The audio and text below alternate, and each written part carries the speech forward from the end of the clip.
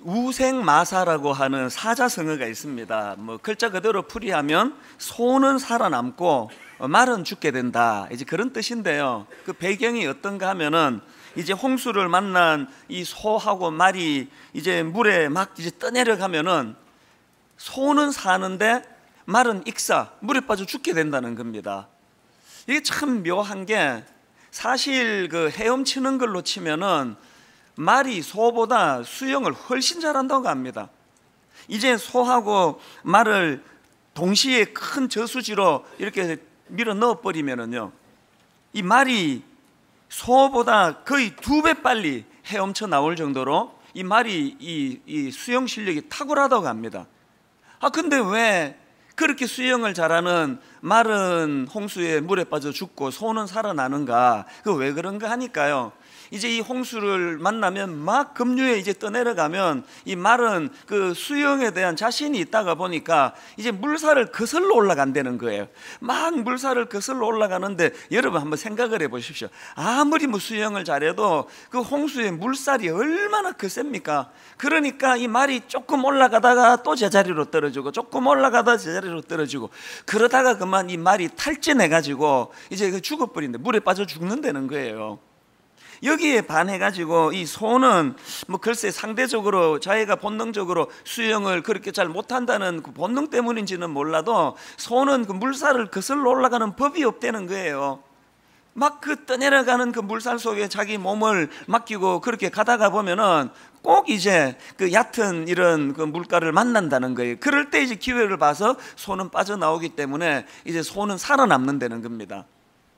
자, 그럼 여러분, 이 우생마사라는 이 사자성어는 무슨 교훈을 주기 위해 만든 단어일까요? 사람은 순리대로 살아야 된다. 교만해가지고 물살을 거슬러겠다고 영리로 행하면 망한다. 이 메시지를 주기 위한 거 아닙니까? 제가 오늘 이 로마서 1장 전체를 한번 정리를 하고 마음으로 그려보면서 이 우생마사라는 사자성어가 떠오른 이유가 있습니다. 누가 저보고요, 자 목사님, 그 로마서 1장을 오래 살펴봤는데 이 로마서 1장을 딱 한마디로 요약하면 어떻게 말씀하실 수 있습니까? 그렇게 누가 저에게 물으신다면요, 저는 우생마사다, 그렇게 말씀을 드리고 싶습니다. 이 로마서 1장은 우생마사예요. 먼저 로마서 1장 25절을 한번 보십시오. 이는 그들이 하나님의 진리를 거짓 것으로 바꾸어 피조물을 조물주보다 더 경배하고 섬김이라. 이게 지금 영리 아닙니까? 인간은요, 그 우리를 창조하신 하나님을 찬양하고 경배하고 그분이 주시는 지침, 그분이 주시는 말씀, 그분이 주시는 교훈, 이걸 갖고 살도록 돼 있는데, 인간이 탐욕으로 에덴 동산에서 하나님께 영리를 해버렸습니다.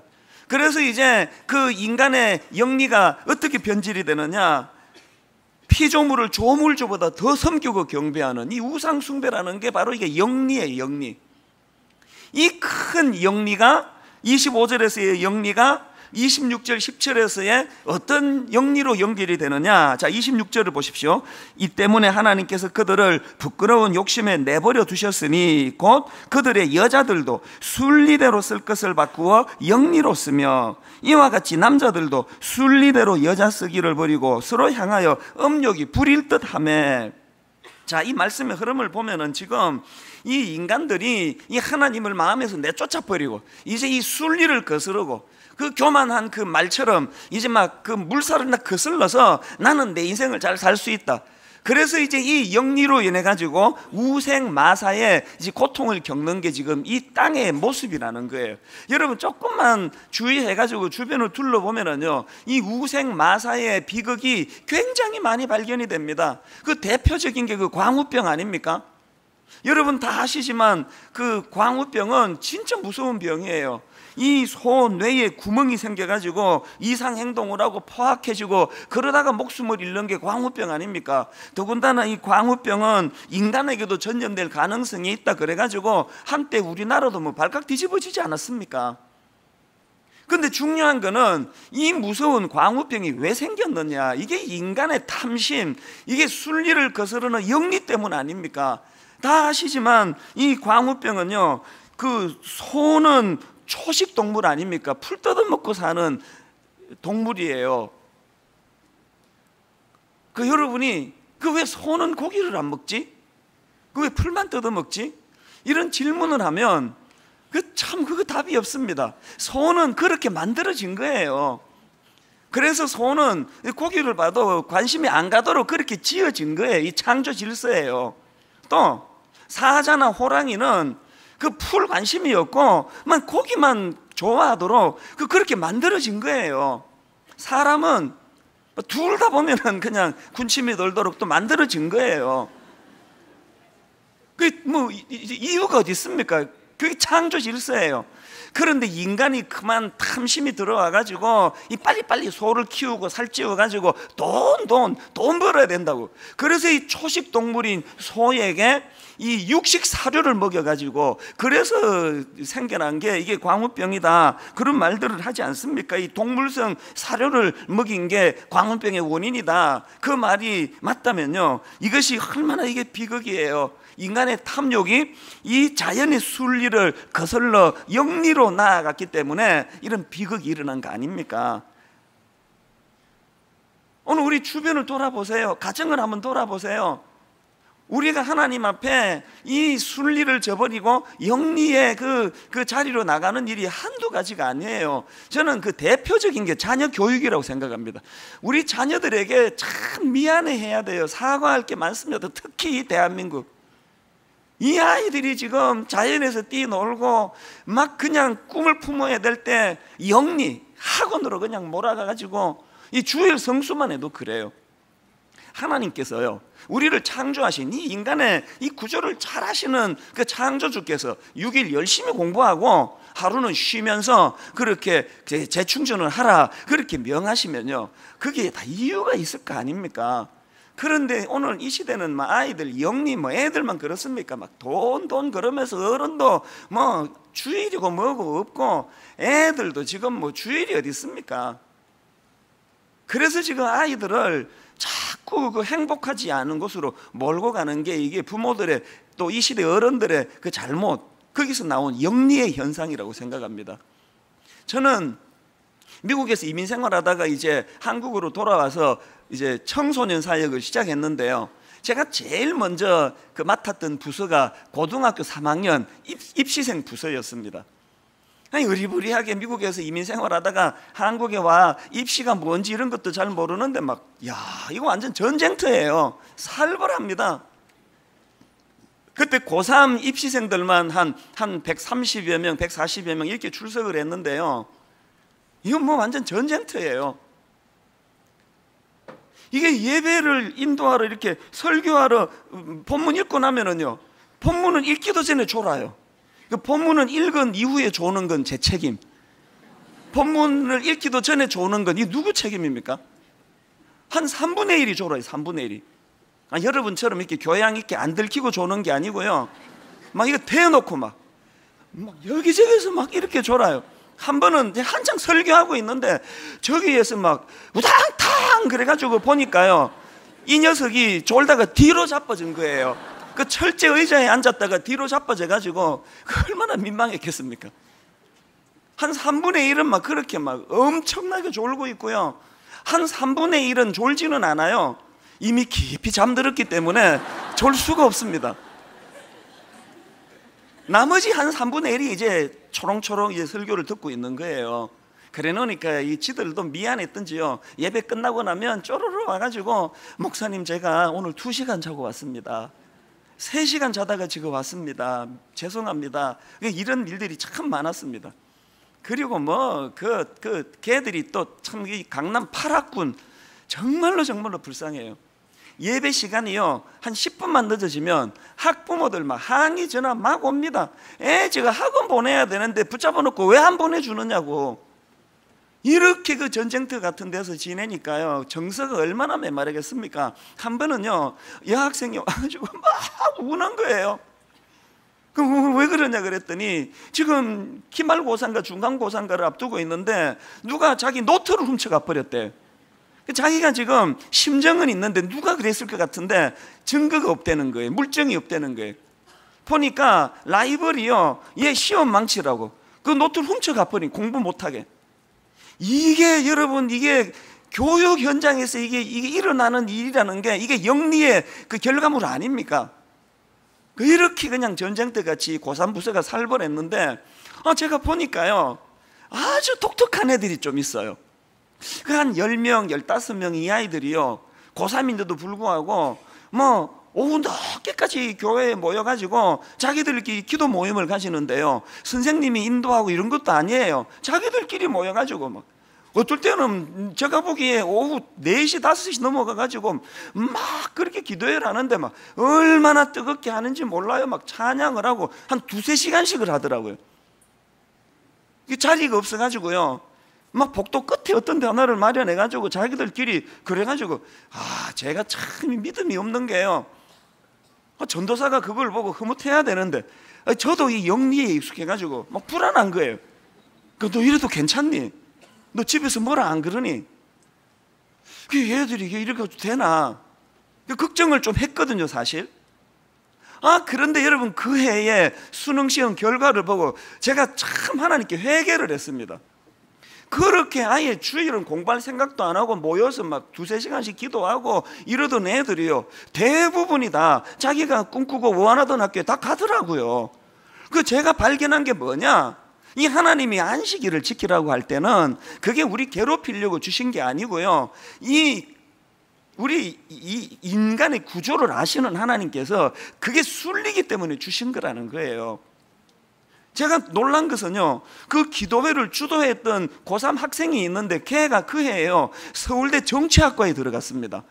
그래서 제가 깜짝 놀랐는데, 얘가 몇 년 지나가지고요, 졸업도 하기 전에 외무고시에 패스를 해가지고 얘는 졸업하자마자 외교관으로 생활했습니다. 그런데 참 얘가 귀한 게 뭐냐 하면은, 이제 얘가 아니에요. 얘도 지금 나이가 40이 넘었습니다. 이분께서, 이것도 아니고, 하여튼 이 사람이 외교관이 돼가지고요, 전 세계를 다니는데 참 귀한 게 뭐냐, 한 6-7년 전에 아프가니스탄을 자원했습니다. 자원을 했어요. 그 당시 거기에 그 전쟁의 소용돌이로 얼마나 위험하고 혼란스러웠습니까?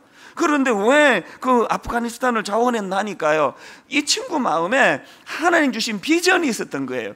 자기는 하나님께서 이 한반도 통일과 관련한 사명을 주셨기 때문에 이 혼미한 아프가니스탄에서 전쟁 중에 자기가 쌓고 있는 이 많은 경험들이 이제 통일 한국 시대에 혼미한 북한을 섬기는데 이 경험을 자기가 쌓고 싶어가지고 그렇게 자원했다는 거예요.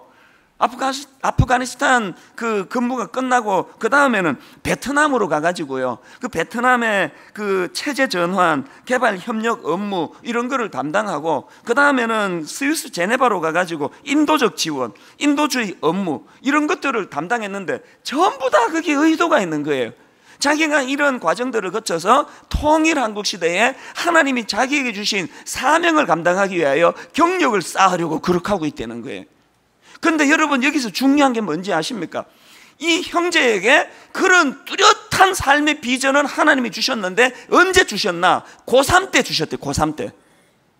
다른 고3 애들은 부모가 학원 가르니까 왜 공부하는지도 모르고 그냥 몽롱하게 끌려다니는 애들이 한둘이가 아닌데, 얘는 그때 교회에 와가지고 찬양하고 기도회하고 기도회 인도하고 하나님께 꿈을 가지니까, 하나님이 고3 시기에 인생의 목표, 비전, 꿈을 주니까 이 친구가 지금요 40이 넘었습니다.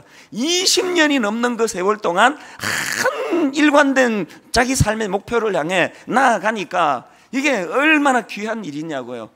저는요, 얘가 서울대 나왔다고 부러운 게 아니에요. 만나보면은 일관된 꿈을 갖고 사는 그 사람에게서 보여지는 너무나 아름다운, 참 행복해 보여. 행복해. 만날 때마다 행복해.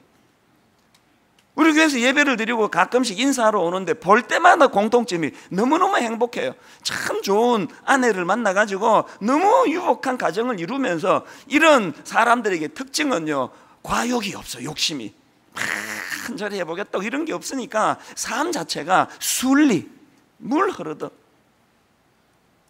저는 이 제자 형제를 볼 때마다 네가 나보다 10배 낫다. 10배. 이 청출어람. 여러분, 저의 그 재산이 뭔지 아십니까? 제가 청소년사회 갈 때 한 4, 5천 명 제자들을 배출을 했는데, 지금 뭐 제가 외국 집회 간다고 가면은 뭐 세계 어디를 가도 저 목사님 제자입니다 인사 오는데, 곳곳에서 아이들이 지금 꿈을 품고 그렇게 지금 준비하고 있거든요. 저는 그 애들이 저를 살려준다고 생각해요. 아니, 제자들이 이렇게 순리를 가지고 꿈을 품고 하나님의 비전을 가지고 준비하고 있는데, 스승이라는 목사가 욕심에 쩔어가지고 사람 끌어모으겠다고 그냥 파도파도거리고 돈돈 거르고 이렇게 살아서 되겠나? 제가 늘 자극을 받는 거예요. 내가 저 제자들에게 부끄럽지 않는 목사가 돼야 되겠다. 저는 정말 걔들에게 부끄럽지 않은 목사가 되고 싶어요. 이게 오늘 여기 계시는 부모님들의 똑같은 희망이요 꿈이 되기를 바랍니다. 여러분 자녀들이 그 제자처럼 그렇게 꿈을 가지고 행복하게 그렇게 사는 거 원하시잖아요. 그러려면은요, 부모된 우리가 우생마사에 우를 범하는 건 없나, 욕심을 내가지고 그 순리를 거스르려고 하는 이 영리 이런 건 없나, 이 돌아보셔야 됩니다. 이것이 로마서 1장에서 제가 발견하는 그 교훈인데요. 자, 그럼 좀 더 구체적으로요. 자, 이 로마서 1장에서는 이렇게 순리, 영리 이렇게 말씀을 이제 풀어나갈 수 있다고 저는 보는데요. 그러면 이 인간의 영리가 낳은 부작용이 뭐냐? 로마서 1장에서 오늘 본문에서는 이 영리의 부작용을 두 가지 예시를 들어서 설명을 합니다. 자, 첫 번째로 우생마사의 영리가 낳은 부작용이 뭐냐? 그걸 동성애를 지금 지적합니다. 동성애를 포함한 성적 타락, 이것이 영리의 사례라는 거예요. 로마서 1장에 보니까 이 하나님의 진노를 쌓는 인간 타락의 그 대표적인 사례로 그게 성적인 타락이다, 이걸 지금 계속 단어를 가지고 설명하는데요. 방금 읽은 본문에서는 그 중에서도 동성애, 이게 영리라고 이렇게 설명을 합니다. 자, 오늘 본문 1장 26절을 다시 한번 보십시오. 이 때문에 하나님께서 그들을 부끄러운 욕심에 내버려 두셨으니 곧 그들의 여자들도 순리대로 쓸 것을 바꾸어 영리로 쓰며, 이 동성애를 말하는 거 아닙니까? 또 27절, 그와 같이 남자들도 순리대로 여자 쓰기를 버리고 서로 향하여 음욕이 부릴 듯하며 남자가 남자와 더불어 부끄러운 일을 행하여 그들의 그릇됨에 상당한 보응을 그들 자신이 받았느니라. 여기 나오는 이 그릇됨이라는 이 표현은 원어로 보면은요, 이걸 우리말로 직역하면 오류, 이런 뜻이에요. 오류, 그 어떤 오류냐? 올바른 길에서 벗어나 방황하는 오류라는 거, 오류. 성경은 뭐 거두절미하고 동성애는 오류다, 동성애는 올바른 길에서 벗어나 방황하는 오류다, 이렇게 지금 명시를 하고 있는 거예요. 레위기 18장 22절에도 보니까 하나님께서 모세에게 이렇게 말씀하십니다. 너는 여자와 동침함 같이 남자와 동침하지 말라, 이는 가정한 일이니라. 또 고린도전서 6장 9절 10절, 불의한 자가 하나님의 나라를 유업으로 받지 못할 줄은 알지 못하느냐? 미혹을 받지 말라. 음행하는 자나 우상 숭배하는 자나 간음하는 자나 탐색하는 자나 남색하는 자나 도적이나 탐욕을 부리는 자나 술 취하는 자나 모욕하는 자나 속여 빼앗은 자들은 하나님의 나라를 유업으로 받지 못하리라. 지금 이 하나님 나라를 유업으로 받지 못하는 악한 행위들을 열거하는데, 그 중에 여기 나오는 남색하는 자, 이게 동성연애자를 지금 지칭하는 겁니다. 이렇게 성경은 뭐 긴 설명 없이 동성애는 정상적인 궤도를 벗어난 오류다, 이렇게 지금 지적을 하는데요. 이게 참 제 마음을 아프게 해요. 왜냐하니까요, 제 제자 중에, 제가 참 아끼는 제자 중에 이 녀석이 언젠가 눈물로 전화로 고백을 하는데, 사실은 목사님 제가 동성애자입니다. 아무리 노력을 하고 노력을 해도 역부족입니다. 그러면서 기도해달라고 엉엉 울면서 그렇게 전화가 온 적이 있습니다. 그런가 하면은 언젠가 저희 교회 홈페이지 게시판에요, 이 동성애 문제로 막 찬반 논란이 많이 있을 텐데요, 그때 또 어떤 성도님이 익명으로 저에게 메일을 보내오셨는데 참 슬픈 내용이었습니다. 목사님, 사실은 저도 동성애자입니다. 조용히 숨죽이고 있을 테니 내치지 말아 주세요. 이 얼마나 가슴 아픈 이야기예요. 그래서 여러분, 저는요, 제 마음에 이 동성애와 관련해서 두 가지 그 지침, 제 마음에 그걸 갖고 있는데 이걸 좀 오늘 나누고 싶은데요. 동성애와 관련한 두 가지 지침 중에 첫 번째가 뭐냐 하니까요, 여러분, 교회가요, 동성애자에 대한 이 혐오주의에 빠져서는 안 된다는 것입니다. 이 로마서의 구조를 보면은 1장에서 지금 이 많은 이 영리로 인한 그 타락의 그 상황들을 쭉 열거하고 있는데요, 그렇게 여러 타락 현상들을 열거한 바로 직후인 그 다음 2장 1절에서 어떤 경고의 말씀이 나오느냐 한번 보십시오. 그러므로 남을 판단하는 사람아, 누구를 막론하고 내가 핑계하지 못할 것은 남을 판단하는 것으로 내가 너를 정죄함이니 판단하는 내가 같은 일을 행함이니라. 죄는 미워하되 사람은 미워하지 마라, 그 말씀 아닙니까? 분명히 하나님은 죄를 어물쩍 넘어가는 법이 없습니다. 반드시 죄에 대하여 분명히 그것을 지적하시고 짚고 넘어가시지만 사람은 미워하지 말라는 거예요. 요한복음 8장 11절에도 보니까 예수께서 가라사대 나도 너를 정죄하지 아니하노니 가서 다시는 죄를 범치 말라 하시니라.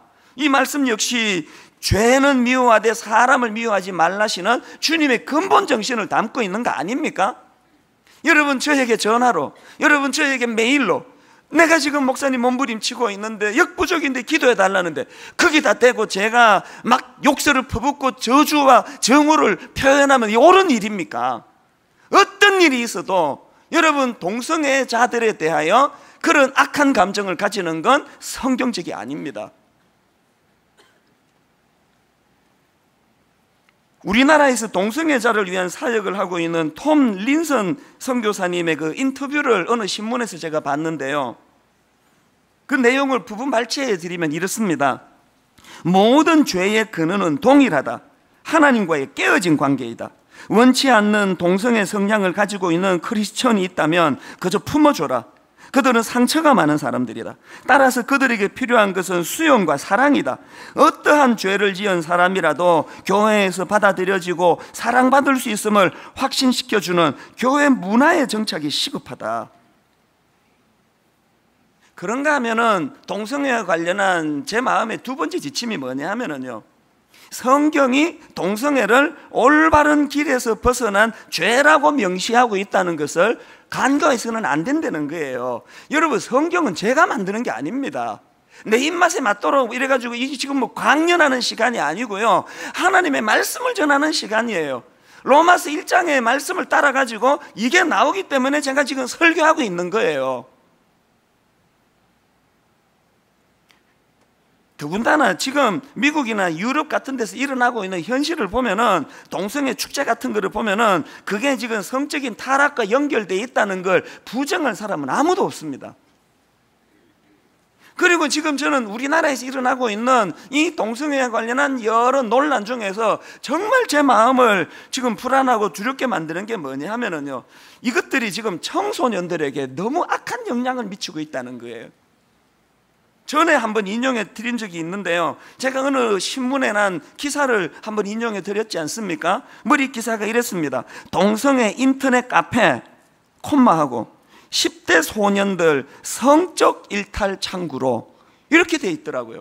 이게 무슨 내용인가 보니까요, 이 10대 청소년들이 주로 찾는 그 동성연애자 전용 카페가 있다는 거예요. 많이 지금 생겨나고 있대요. 거기에 가보면은 그 10대 청소년들이 막 이런 이제 글들을 이제 올린다는 거예요. 한번 들어보세요. 키 1m 78, 몸무게 68kg, 자기를 지금 소개하는 것 같아요. 18세 미만만 서울 바텀 구해요. 그러면서 그 기사에서 이 바텀이 뭔지를 이렇게 설명합니다. 바텀이란 남성 동성애자가 성행위를 할 때 여성 역할을 하는 남성을 뜻하는 용어이다. 그러니까 지금 이 10대 아이들이 동성 섹스 파트너를 찾는 그런 글들을 거기 막 올리고 있다고 기사가 이제 그것을 지금 이제 그 증언하고 있는 거예요. 그 신문 기사 일부를 제가 읽어 드릴게요. 당초 동성애자 카페는 성소수자의 애환을 공유하고 권리를 신장하고자 하는 목적으로 개설됐지만 섹스 파트너를 찾는 적석 만남이 만연하면서 성 정체성이 확립되지 않은 10대 소년들까지 그 영향권에 들어가고 있다. 그 다음은 더 심각합니다. 이들은 무분별한 성관계를 해오다가 상대에게 에이즈, 관로하고 후천성 면역 결핍증을 옮기기도 한다. 지금 이게 이 땅에서 일어나고 있는 현실이라고 한다면, 여러분, 바울이 그랬던 것처럼 한편으로는 동성애자도 구원의 대상임을 인정하고 동성애자에 대한 열린 마음으로 그들을 품고 그들에게 다가가야 되지만, 또 다른 한편으로는 성경이 동성애를 올바른 길에서 벗어난 거라고 그렇게 명시한다면 우리가 거기에 순종해야 되는 거예요. 그래서 어떻게 해서든 이들이 무지무지 어렵다는 것은 저도 알아요. 그러나 어떻게 해서든 거기에서 벗어날 수 있도록 어떻게 우리가 도와야 될 건가, 이 지혜가 필요한 거예요. 사실 여러분, 미국이나 유럽에서 이 동성애에 대해서 이렇게 관용하게 된 거 다 아시잖아요. 이제 뭐 미국은 이제 동성 결혼 법적으로 지금 허용이 되고, 유럽도 마찬가지예요. 점점 그런 추세로 가고 있는데요. 그런데 여러분, 그들이 이렇게 동성애에 대해서 관용하게 된 첫 출발이 어디서 시작됐습니까? 그 성소수자로서의 이 동성애자들의 인권 보호, 이 참 귀한 생각 아닙니까? 약자에 대하여 우리가 보호해 줘야 된다, 이 좋은 생각으로 출발했는데 사단은 항상 이렇게 여러분, 이 좋은 의도를 악하게 몰고 가는 거예요. 이런 결과를 지금 기준이 지금 없어져 버린 혼미가 일어난 거예요. 저는 늘 이 사단은 우리보다 한 수 위다. 사실 저도 지금 이 문제에 대하여 치우치지 않도록 하나님께 떨며 기도하고 있습니다. 아버지, 저에게 가장 정확한 하나님의 뜻을 분별케 하여 주시옵소서. 정말 혼미해요. 이제 곧 우리나라에서도 퀴어 축제라고 그 동성애 축제가 또 열려지는데요. 저에게 매일 많이 옵니다. 문자도 와요. 어떤 사람은 목사님, 그날 함께 동참해서 동성애가 열려지지 않도록 몸으로 막는 일에 동참해 주세요, 그런 메일도 오고, 그런가 하면 또 정반대로 목사님 그렇게 하시면 안 됩니다, 또 그런 메일도 와요. 예를 들면은요, 홀리 라이프라고 그 탈동성애 인권 기독 운동 단체, 그 단체에서 무슨 동성애 축제와 관련해서 호소문을 발표했느냐 하니까요, 동성애 축제 때 물리적인 충돌이 일어나지 않도록 자제해달라, 그런 호소문을 발표했는데 내용을 한번 들어보세요. 작년 퀴어 축제 때 있었던 물리적 충돌이 오히려 동성애자들의 입지를 더욱 강화시켜주는 역할을 했다. 지난해 물리적 충돌 이후 동성애 단체들은 언론을 통해 기독교계가 동성애 혐오, 인권 유린을 자행했다며 전 세계에 악선전을 했고, 올해 더 많은 전 세계 동성애 단체를 초청했다고 밝혔다. 지금 이 기독교 단체가 뭘 우려하는 겁니까? 사단은 고단수라는 거예요. 그 선한 마음을 가지고 이 타락 행위는 막아야 된다, 그렇게 순수한 마음으로 간 그거를 사단은 악용해 가지고 점점 우리 기독교를 고립, 저것들은 저 광신도들, 인정도 없고 사정도 없고 약자를 보호할 줄도 모르고 이런 쪽으로 지금 몰고 가고 있으니, 여기에 우리가 얼마나 뱀 같은 지혜가 필요하겠습니까? 여러분, 이거 남의 일이라 생각하지 말고 기도해야 돼요. 하나님, 우리 교회가 이 일에 좌우로나 우로나 치우치지 않고 가장 정확한 하나님의 뜻을 분별할 수 있도록, 이게 로마서 1장에서 나오는 한 예시고요.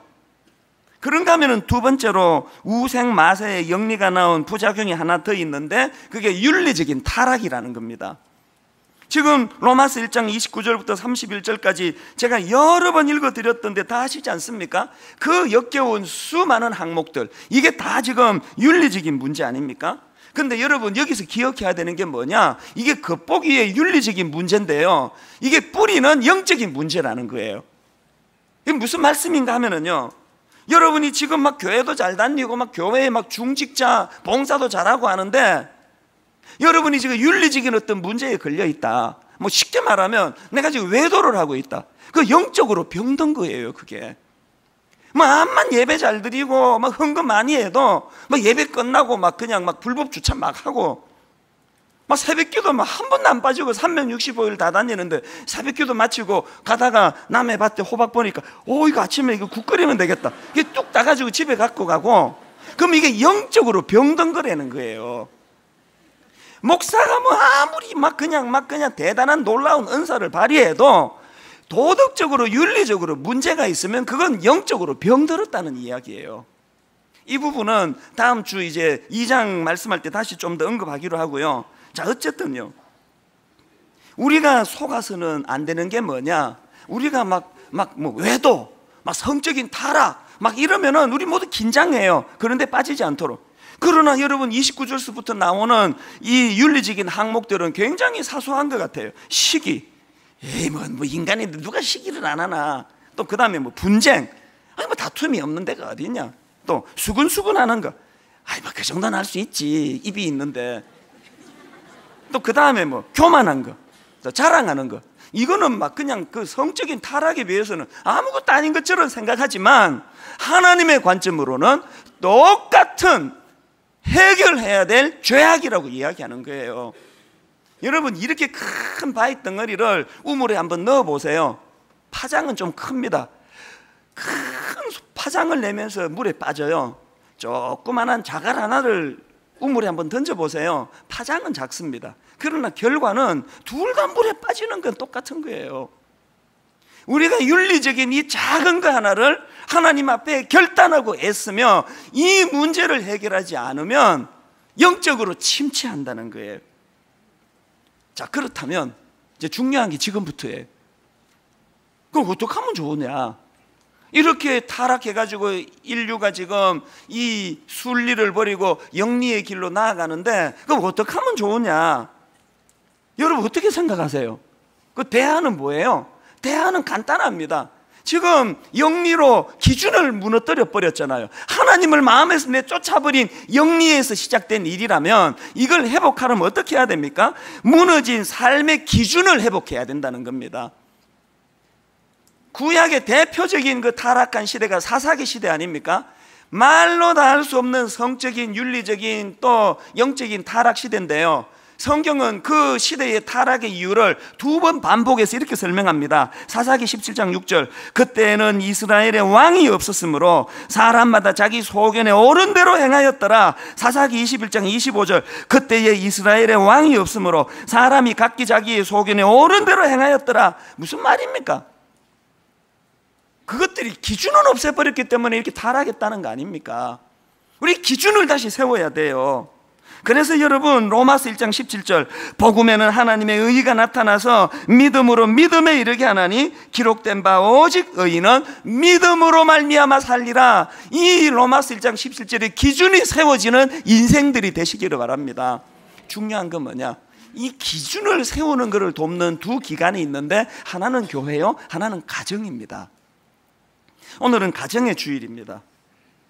여러분 예배 마치고 마당에 여러 가지 전시가 되어 있는데요, 제가 그 사진을 보내줘서 보니까 너무 감동이 돼요. 그 지금 밖에 전시회가 벌어지고 있는 믿음의 가훈, 저 사진 전시회가 지금 벌어지고 있는데요, 이제 그 담당 목사님이 저 전시회에 이제 나가는, 이게 이제 몇 주 전에 우리가 믿음의 가훈을 이제 보내달라 그랬더니 많은 분들이 보내주셨는데요, 제 눈에 확 들어오는 가훈이 몇 개 있었습니다. 그게 이제 그 중에 하나가 이거예요. 가훈이 이렇습니다. 하나님이 계시는데 점점점. 이게 가훈이에요. 이 심플하면서 얼마나 멋지잖아요. 제 내용을 보니까요, 이분이 불교 신자였는데 이제 예수님을 영접하고 생활하는데 어려움이 찾아온 거예요. 너무너무 힘들어서 어려워하다가 하나님이 불쑥 마음에 뇌리에 스치는 생각을 주셨는데, 이게 하나님이 계시는데, 그래서 이거를 이분이 프린트 해가지고요 막 그냥 냉장고에도 붙여놓고 TV에도 붙여놓고 그러셨다는 거예요. 이 삶의 기준을 세우셨다는 그런 뜻 아닙니까? 그런가 하면은 또 다른 가훈이 하나 있는데, 가훈이 이래요. 주 뜻이. 이게 가훈이에요. 주 뜻이. 이게 뭔가 보니까요, 제가 그 전시하는 거를 지금 갖고 왔는데요, 여기에 지금 주 뜻이에다가 이렇게 그 강조점을 찍어놨는데, 이게 뭐냐? 주님의 뜻을 이루다. 그래서 주님의 뜻을 이루다 약자로 믿음의 가훈이 주 뜻이에요. 근데 그 밑에 어떤 초등학교회가 이렇게 글을 썼습니다. 제 이름은 이루다입니다. 이름이 성은 이시고 이름은 루다예요. 이름이 이루다. 그 다음 보세요. 하나님의 뜻을 이루고 살라고 지어주셨대요. 이제는 우리 집에 가훈이 되었답니다. 얘가 초등학교 3학년입니다. 이 어린애 부모님이 이 귀한 아들을 낳고 그 인생의 중심이 세워지기를 소원하면서 이름을 이루다 이렇게 지었다는 거. 이 아이가 그 뜻을 잘 이해하고 있는 거예요. 그런가 하면 좀 웃기는 가훈도 있는데요. 그 요새 학교에 가면은 거푼 이래가지고요, 엄마가 보고 있다 이런 거푼이 지금 많은데, 이 집은 거기서 따가지고요, 거푼이 뭐냐? 하나님이 보고 있다. 이게 그 집 가훈이래요. 이 모두가 다 가정에 무너진 그 질서, 기준을 다시 세우겠다는 그 의지가 담긴 거 아닙니까? 저는 오늘 결론을 이렇게 맺기를 원합니다. 지난주에 제가 영화 박하사탕 그 영화를 보고 너무 마음이 아파서 저녁에 잠이 안 오고 또 악몽을 꾸고 또 밤에 막 그 주인공으로 추정되는 누군지 기억도 없는데 막 꿈에 제가 잠꼬대를 하면서 막 누구를 꾸짖고 그런 그 영화를 심각하게 본 이유가 뭐냐 하면은 마음이 아파서 그래요. 현실적으로 여러분 저에게요, 하루가 멀다 하고 그 주인공이 철길 위에서 나 돌아가고 싶어 절규했지만 못 돌아가고 자살로 끝나는 그거와 비슷한 상황의 아픈 편지, 이메일이 너무 많이 오거든요. 이제는 손을 쓸 수 없는. 여러분, 너무 늦기 전에 돌아가셔야 돼요. 그 철길 위에서 안 됩니다. 못 돌아갑니다. 지난주에 그 설교했더니 어떤 분이 눈물의 장문의 편지를 보내왔어요. 본인이 그거 오픈되는 걸 원치 않기 때문에 제가 인용은 못 해드립니다만 너무너무 가슴이 아팠어요. 제가 그분께 드린 간단한 답이 뭔지 아십니까? 형제님, 늦지 않았습니다. 아직 늦지 않았습니다. 아내와 더불어 혼미한 상태에 빠져 있는, 가정이 지금 붕괴될 위기에 놓여 있어 절망하는 그 마음이지만 형제님, 늦지 않았습니다. 결론을 맺으며 여러분, 눈물로 호소합니다. 여러분, 그 주인공처럼 철길 위에서 부러지는 건 너무 늦는 일이에요. 더 늦기 전에, 하나님 기회 주실 때, 아직 기회 있을 때, 나 다시 돌아가고 싶어요. 우리를 순리의 길로 인도해 주시는 주님의 십자가 복음, 이 복음을 의지해서 영리에서 벗어나 순리로 돌아오는 여러분 되시기를 주님 이름으로 축복합니다. 여러분, 우리 이 찬양 같이 부르기 원하는데요, 옛날 어른들이 참 삶이 힘들었잖아요. 그때마다 복음의 능력을 부르짖으며 부르던 찬양입니다. 찬송가 268장. 오늘 우리 손뼉을 치며 가사 하나하나 주목하며 이렇게 노래합니다. 죄에서 자유를 얻게 함은 죄에서 자유를 얻게 보혈의 능력, 주의 보혈, 능력, 주의 시험을 이기고 승리하니. 여러분, 복음이 능력입니다. 참 놀라운 능력이로다. 아멘. 주의 보혈 능력이 있도다. 주의 피로 주의 보혈, 그 어린 양의 매우 귀중한 피로다. 여러분, 2절 가사를 한번 보세요. 2절이요, 육체의 정욕을 이길 힘은 보혈의 능력, 주의 보혈. 사단이 장악하고 있는 이 성적 타락은 우리 힘으로 못 벗어납니다. 절대 못 벗어납니다. 보혈의 능력이 필요해요. 저희 교회 다락방에서요, 어떤 남자 성도님이 눈물의 고백을 했습니다. 자기가 이 포르노를 끊을 수 없어서 너무너무 그것이 그에게 아픔을 주어서 자기 아내에게 너무 부끄럽지만 눈물로 부탁을 하고 고백을 했대요. 내가 이 포르노에 지금 매여 있다. 그래서 자기 아내에게 눈물로 부탁을 하고 그렇게 도움을 청해가지고요, 이분이 그 포르노로부터 해방 자유를 맡게 됐다. 이걸 다락방 모임에서 그 부끄러운 이야기들을 하나님 앞에 오픈한 거예요. 그거를 보고 우리 사역 훈련하는 어떤 남자 성도가 본인도 거기에 용기를 얻어가지고 거기에 다시 도전하고. 여러분, 이게 교회예요. 하나님 앞에 부끄러운 거 같이 나누고, 가정, 아내에게, 남편에게 숨기지 말고. 보혈의 능력이 여러분 안에 있는 어쩔 수 없는, 내 힘으로는 헤어나올 수 없는 악한 능력을 깨트리는 능력이 되는 줄 믿으시기를 바랍니다. 2절, 육체의 정욕을 이길 힘은 내 의지, 도덕심이 아닙니다. 보혈의 능력, 육체의 정욕을 이길 힘은 보혈의 능력, 주의 보혈, 정결한 마음을 얻게 하니 참 놀라운 능력이로다. 우리는 복음의 능력을 믿습니다. 주의 보혈 능력이 또다. 주의 피 믿으오, 주의 보혈 그 어린 양의 매우 귀중. 우리 다 자리에서 일어나셔서 육체의 정욕을 이긴 힘은 정욕을 이긴 힘 보혈의 능력, 주의 보혈, 정결한 마음을 얻게 하니 참 놀라운 능력이로다. 아멘. 주의 보혈 능력이 또다. 주의 피 믿으오, 주의 보혈 그 어린 양의 매우 귀중. 눈보다 더 희게 밝히는 것, 눈보다 더 희게 밝히는 것 보혈의 능력, 십자가 주의 보혈, 부정한 모든 것 밝히시네.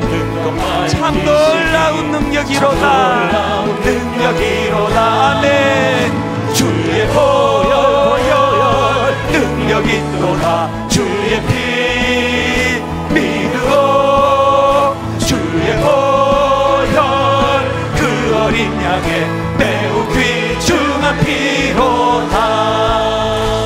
사랑하는 여러분, 복음은 이론이 아니에요. 오늘 이론 몇 가지 받아 적는 게 예배 아닙니다. 이 시간에 복음의 능력이 나타나기 원합니다. 십자가의 능력이 나타나 내 안에 장악당하고 있는 이 저급한 성적인 이 죄, 충동, 이것으로부터 벗어날 수 있는 능력 아버지 저에게 주시고, 내 남편, 내 아내에게 주시고, 우리 아들에게 주시고, 우리 딸에게 주시기 원합니다. 이 시간 저를 따라 큰 소리로 2번 선포하고 통성으로 복음의 능력을 구하며 기도합니다. 따라 선포하십시오. 주여 은혜를 주옵소서. 주여 은혜를 주옵소서. 주여 은혜를 주옵소서. 주여 은혜를 주옵소서. 같이 기도하십니다. 살아계신 하나님 아버지, 하나님, 보혈의 능력이 필요합니다. 복음의 능력이 필요합니다. 우리는 너무나 혼미합니다. 아버지, 우리는 지혜가 없습니다. 뭘 어떻게 해야 될지 알 수가 없습니다. 아버지, 은혜가 필요합니다. 아버지, 우리 가정을 살려주시옵소서.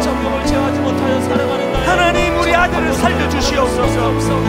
하나님, 우리 딸 살려주시옵소서. 영리가 득세하는 이 세상입니다.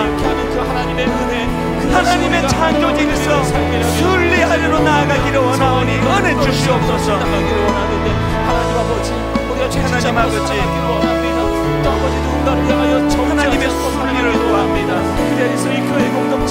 아버지, 내 의지로는, 내 윤리의식, 내 도덕심으로는 이 사단의 권세를 이길 수 없어. 주님 은혜를 구합니다. 십자가를 구합니다. 보혈의 능력을 의지합니다. 이 시간 주님 아버지를 한 마음으로 주님 앞에 달려나가 하나님 아버지로부터 회개하고 주님 아버지 자유함을 누리게 하여 주시옵소서. 살아계신 하나님 아버지, 오늘 이렇게 저희들을 원건각처에서 불러 모아주시고 복음이 능력임을 다시 한번 가르쳐 주시고, 아버지, 우리 삶에 무너진 기준이 복구되어야만 우생마사의 비극을 피할 수 있다는 사실을 가르쳐 주셨사오니 순리의 길로 나아가기를 원합니다. 은혜 주시옵소서. 아버지, 우리 어린 아들, 우리 딸, 종이 설교 시간에 예시했던 그 저의 제자처럼 고3 어린 나이에부터 하나님 주시는 꿈 때문에 20여 년 그 꿈을 준비하며 나아갈 때 그가 행복했던 것처럼 오늘 예배드리는 성도님의 가정에 우리 아들, 딸에게도 그 은혜를 허락하여 주시옵소서. 복음의 능력이 그것을 가능하게 할 줄로 믿습니다. 우리 부모들의 탐심, 우리들의 과도한 욕심, 우리 부모의 탐심으로 인한 이 순리를 벗어난 영리의 모습을 회개하오니, 지금 우리가 회개하고 주님 앞에 자녀를 제대로 양육할 때 저 아이들이 창조 질서 아래 참 순리의 기쁨을 맛보는 복된 우리 아이들 되게 하여 주시옵소서. 힘든 가정마다 복음의 능력이 나타나 아버지 철로 위에서 손들고 나 돌아가고 싶어. 너무 늦습니다. 기회 있을 때, 아버지 아직 기회 있을 때 주님 앞에 돌아오는 결단과 능력과 은혜를 허락하여 주시옵소서.